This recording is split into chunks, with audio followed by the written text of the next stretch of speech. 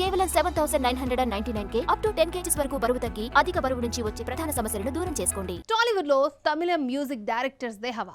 Anirudh, GV Prakash, young boy Sai Abhyankar present trending composers.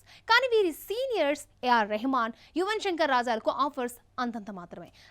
రాక పెద్దీతో reentry ఇచ్చిన Rahman flop sentiment ని మరొకసారి రిపీట్ చేశాడు.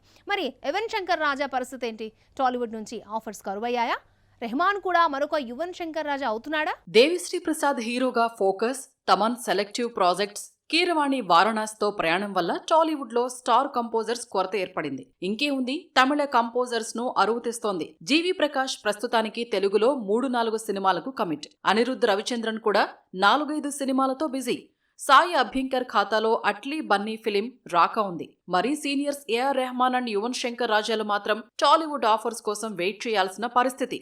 ఫ్లాప్ సెంటిమెంట్ వీళ్ళని బెంచ్ పై కూర్చోబెట్టేలా చేస్తోంది. లెజెండరీ మ్యూజిక్ డైరెక్టర్ ఇళయరాజా తెలుగులో ఎంత సక్సెస్ అయ్యారో ఆయన వారసుడు యువన్ శంకర్ రాజా అంత ఫ్లాప్ అయ్యాడు. సాంగ్స్, బీజిఎం బాగున్నప్పటికీ సినిమాలు బాక్స్ ఆఫీస్ దగ్గర బోల్తా పడుతూ ఉండడంతో యువన్ కంపోజింగ్ చేస్తే సినిమా ఆడదన్న నెగిటివ్ టాక్ వచ్చేసింది. దీంతో అవకాశాలు కూడా అంతంత మాత్రంగానే వస్తున్నాయి.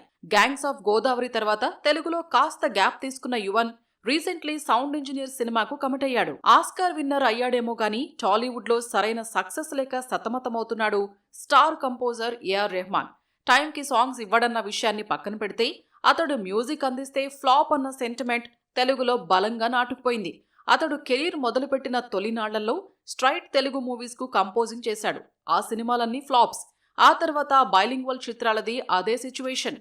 అంతలో తమిళ, హిందీలో బిజీగా ఉండటం, రెమ్యూనరేషన్ ఆకాశాన్ని తాకడం, ఫ్లాప్ సెంటిమెంట్ వెరసి టాలీవుడ్ మేకర్స్ అతన్ని పక్కన పెట్టేశారు. చాలా గ్యాప్ తర్వాత పెద్దీతో తెలుగులో రీఎంట్రీ ఇచ్చాడు రెహమాన్. సాంగ్స్ సోషల్ మీడియాను షేక్ చేశాయి. సినిమాలో బీజిఎం కూడా ఆకట్టుకుంది. కానీ సినిమా అనుకున్నంత స్థాయిలో విజయాన్ని నమోదు చేయలేదు. పెద్దీ రిలీజ్ కాకముందు ఏఆర్ రెహమాన్ ఊపు చూసి తెలుగులో వరుసగా ఆఫర్స్ కొల్లగొడతాడు అనుకుంటే మరో మూవీకి సైన్ చేసిన దాఖలాలు లేవు. చిరంజీవి, బాబీ ప్రాజెక్టుకు ఇతడే కంపోజర్ అనుకున్నారు. కట్ చేస్తే తమన్నా ఛాన్స్ కొట్టేశాడు.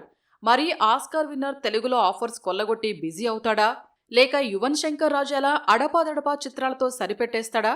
Let's see.